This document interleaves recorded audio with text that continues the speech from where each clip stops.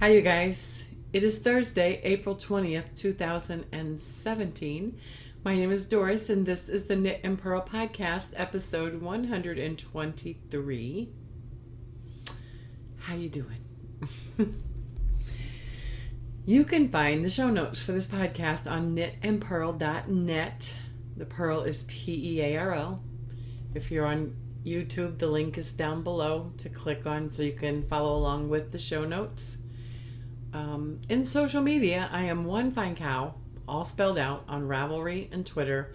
I am One Fine Design, the number one, on Facebook and Etsy, and I am Doris M. Smith, all smooshed together and lowercase, on Instagram. So go and follow me there. And in the show notes, all those social media is linked so you can click and find me easily. This podcast has a Ravelry group, which is the Knit and Purl podcast group, also linked in the show notes. And we have one new member who is Emma versus World, who is Emma, and she's from St. Louis area.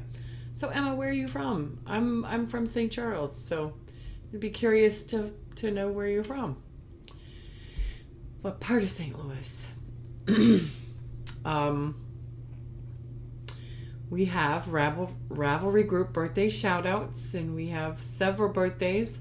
And Emma, I'm including you. Since you're new, your birthday was on the 9th, so happy birthday. We have, Karen, I'm going to try to say this. You can laugh at me.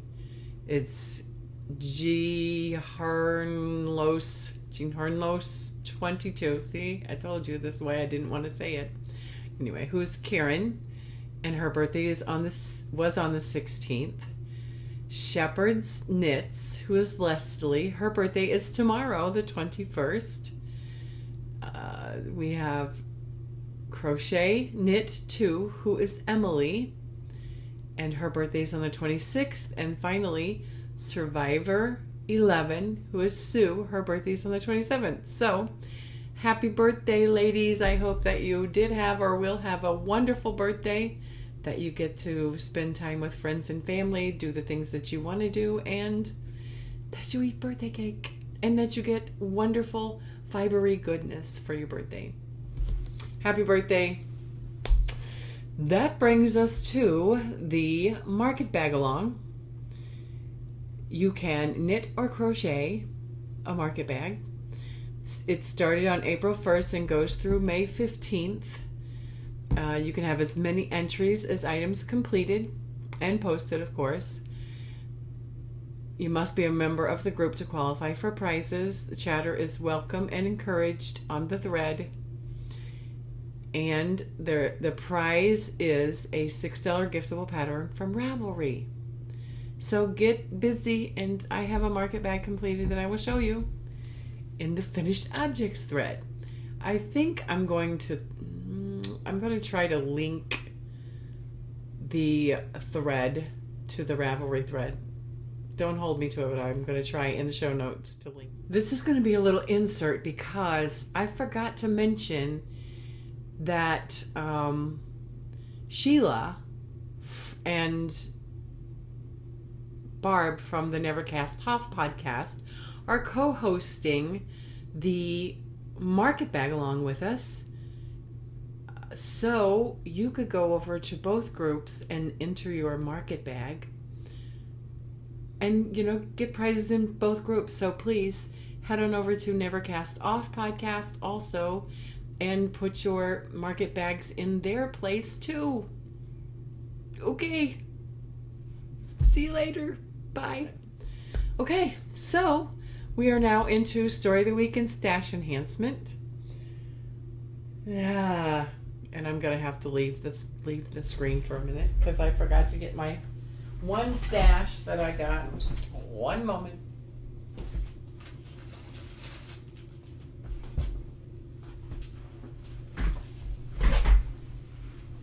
Okay, I'm back.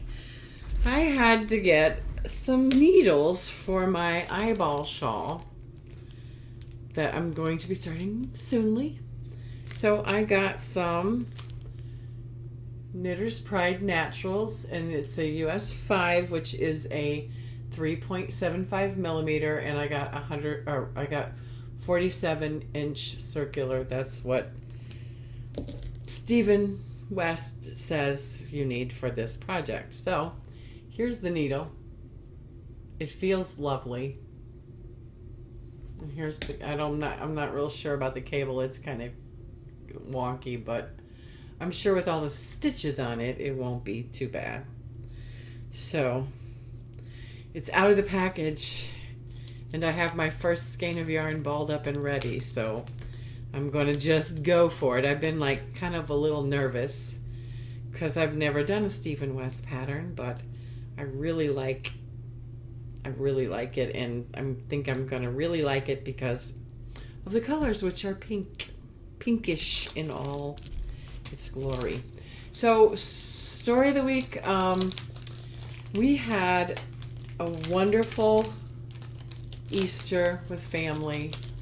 The kids did their Easter egg hunts, and we had a nice meal and visit with family. I wanted to let you know that the modified cozy blanket that I showed you last week was well received, had a good reception.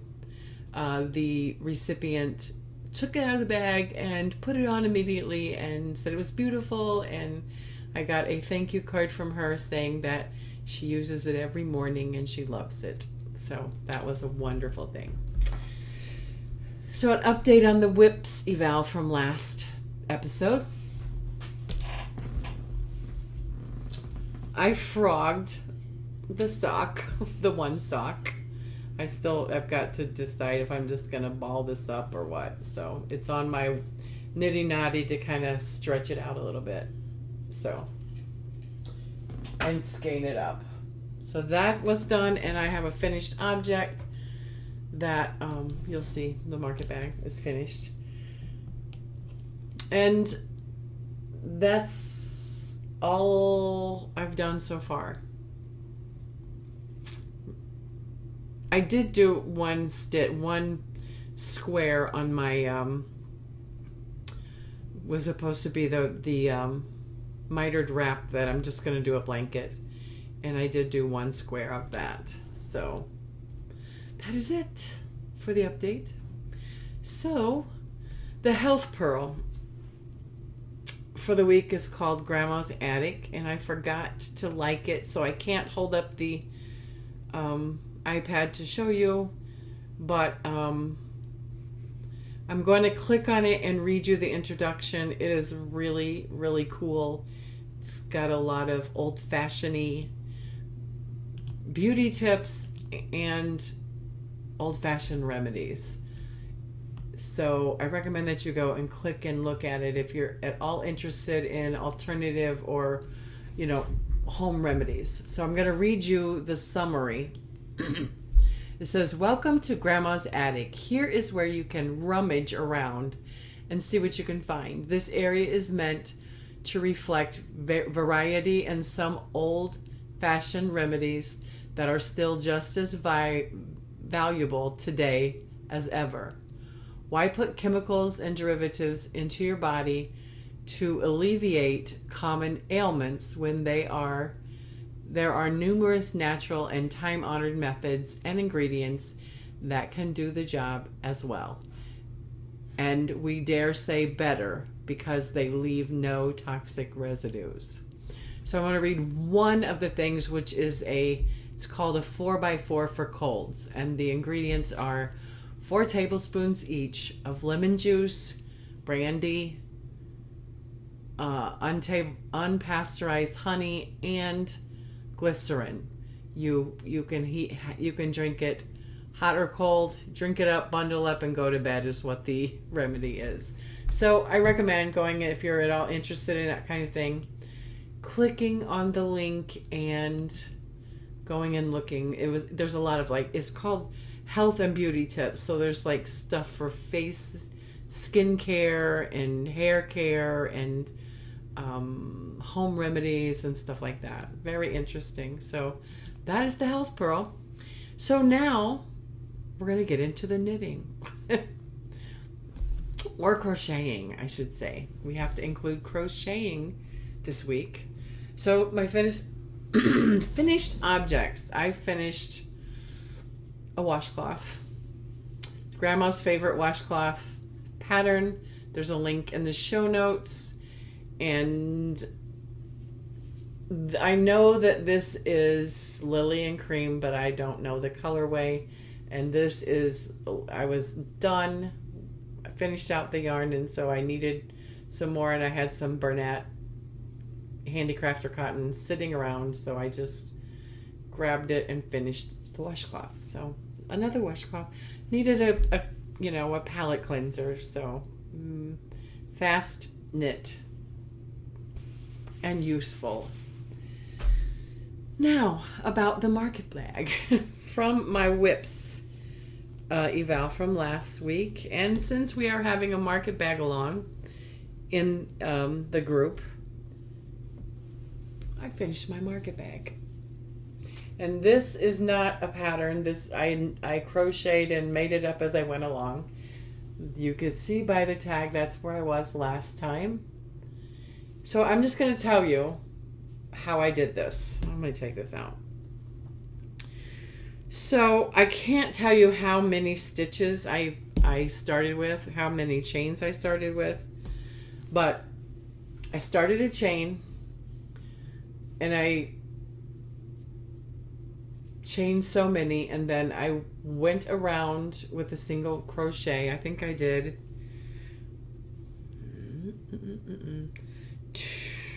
a round of three, I don't know. I did some single crochets, but what I did, since I wanted the bottom to be a flat, is that I did some increasing around this edge as I went, and then I switched to some half double crochet rows. Then when I thought, well, the bottom is enough, I did a half double crochet. I made this little line. I don't know if you can see it. It's hard to show you this way. By right here, by crocheting through the back loop, so that there'd be a little line for where the flat bottom ended. And then I did a couple more rows of the half double crochet, and I started this mesh pattern. The mesh pattern is simply double crochet, a chain, skip the next stitch, do a double crochet in the next one, and you do that, chain one, skip one, double crochet in the next one. I did that around and around and around till it was like where I thought it was big enough. Then I did a half double crochet, and then I did a couple rows of single crochet, and then I determined where I was going to put my handle in. So I figured out how many stitches I had,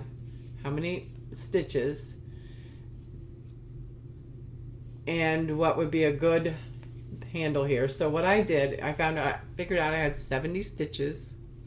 So I divided it in half. So I did 15 single crochets, chain 20. I'm going backwards. Chain 20. Did 30 around, 30 singles, chained 20, and 15 single crochets. And then I just went back, did 15, did 20 in the chain, and then just did around, and I did 4 more rows of single crochet that way. Well, finished off with 4 so that there's a good hefty handle, and that's all I did. The thing about crocheting is forgiving. I mean, you can, like, here at a point it looked like it was going out, so I just did some decreasing and brought it back in. But it looks fine, and it'll work for its purpose. My market bag. The yarn is lovely. I love it. Barnett Handicrafter's cotton in the color Potpourri Ombre. The hook I used was an H, was a 5mm. And there it is. It's nice. I like it. It turned out well. It just took me a year to do it, but it's because it's been in hibernation, as you remember. So that is all of the finished objects. So we'll go to works in progress. I'm just going to grab the first one because it's sitting right here. It's the baby blanket, which is just the pattern. If you click on baby blanket, it takes you to Grandma's favorite washcloth or dishcloth pattern, and I'm just modifying it. It's the recipe for it. The yarn I'm using is Red Heart Super Saver, and the color is lovely. Good baby colors. I'm on the second ball now. So I didn't mark it where I was last week, but I know where I was. I was just beginning the decreases last time. So I've got a goodly amount done. This should be done by now, but I got sidetracked, which you'll see a little bit later. So here it is. I am doing I just came up with a little pattern, doing some stockinette, doing some garter. And it's going to be a pretty little baby blanket when it's done. Like I said, it should be finished by now, but it's not yet. I'm trying to show you. Okay, I'll just do it this way. So it looks like it's knit on the bias. This is where I started. This is the start.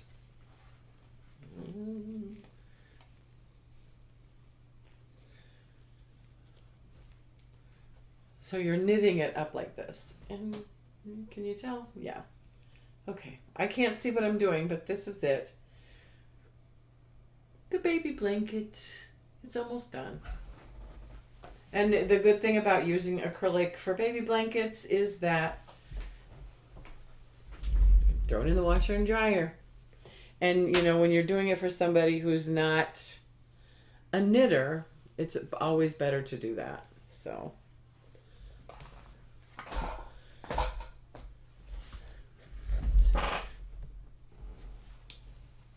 I'll show you.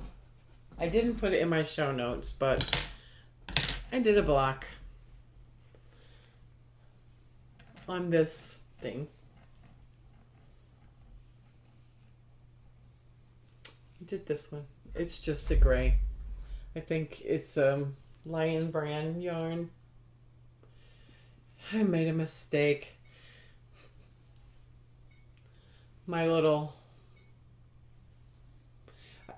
I don't like the shape of this, and that's why I probably shouldn't have shown you. I'll probably rip it out because I don't like it next to this. I promise next week if I do any work, I'll put it in the show notes so you can see and click on the pattern for this. And finally, the red thing, the bag that I'm working on with the big yarn, I didn't do anything on it this week. All it needs to be done is to have it sewn up and a nice button, and I want to line it. So in my Thank God for Bags bag, which this will probably grow out of soon, I thought it only appropriate to put a project in it that Sheila from Thank God for Bags and Never Cast Off podcast enabled me with this pattern. So I put it in her bag. I put a picture of the beginning of this on Instagram and said, I think I'm sick. Because I started on Saturday the virus shawl.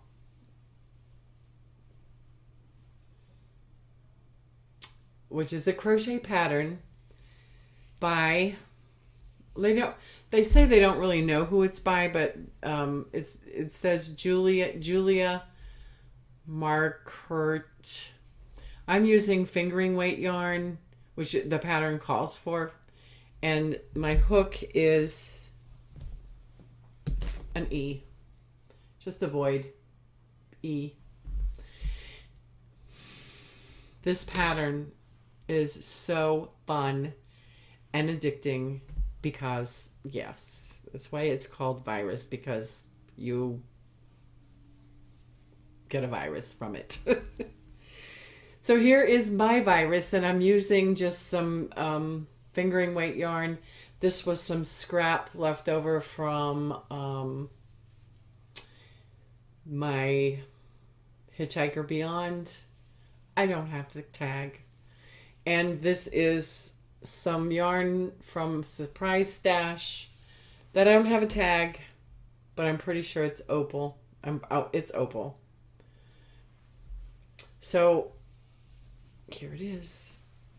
It's wonderfully amazing. It's getting big, and it takes longer to get across, but it is no way as big as I want it to be yet.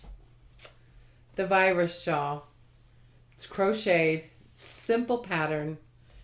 When you click on the pattern, it takes you to video tutorials on how to start it, and you could follow the tutorial all the way through if you wanted to. But I looked at a couple of times, got the setup row and a couple pattern repeats, and I was off and running. Simple.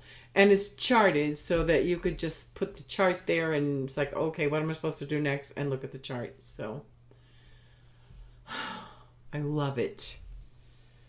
I don't crochet a lot, but for some reason, after finishing my market bag, I got the bug. Here it is. It's beautiful. It's going to be a crazy scrappy one, this one. But I think I probably am going to make another one. I have some DK weight yarn that I got last summer when I was doing that little retreat thing I went on, and I haven't used it, and it's like white and pink and violet, real light colors, and I think that would be a beautiful virus shawl. So there it is. I got the shawl fever because I'm getting ready to cast on the eyeball shawl soon too. There you go. This is what's been taking up most of my week this week. But it's really fast too. This is fingering weight, and I got this much done since Saturday. Thank you, Sheila. I have done nothing on my spinning, so only a few things left to do. Oh, wait a minute. I got my... Oh, yeah, but it's stuck in this slipper. Okay. Sorry, I have my blanket because I'm cold. The air conditioner's on and it makes my legs cold. So I didn't prepare my iPad. Sorry if that makes too much noise. So the pinch, I'm not doing another stumble because I didn't get it together. So the stumble is part of the health pearl. And we're moving into Pinterest, which I came across, and you know, I'm always the last to know these things, so I thought it was interesting. 7 little known cast on methods.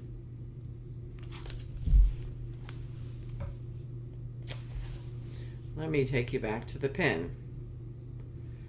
So this is what the pin looks like.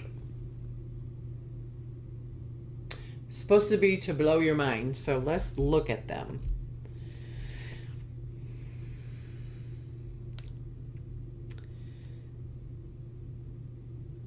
It goes through a litany of things about having stretchy bind offs. So the first one is, well, where are they? Okay. A Chinese waitress cast on. I have no idea what this is. It's a method. This method uses both a knitting needle and a crochet hook. Sounds bizarre, I know, but it is actually quite simple. To me, it looks like a cross between a provisional and knitted cast-on, with a dash of a long tail for speed. In addition to adding a fun factor, this method is a great way to cast on stitches in the middle of a project. There you go. So it also has a tutorial. The next one is called a Turkish cast on, also for toe-up socks. This was the first toe-up cast on I learned. I can't for the life of me remember why I abandoned it for Judy's. Probably because the sock patterns I used called for it. This is far easier method. You simply wrap yarn around your needles half as many times as the number of stitches to be cast on, and then you knit. The only tricky part here is to make sure your wraps don't fall off your needle before you start knitting them. If you want to cast on a toe-up sock with lightning speed, this is the method. And again, there are tutorials. The next one is a rib cable or alternating rib cast on. It says it creates an extremely stretchy edge, idea for sleeves, sleeve cuffs, hat rims, sock cuffs, sweater necklines, and so on. And again, all of these that I've seen have a tutorial. The Estonian cast on, again, tutorial.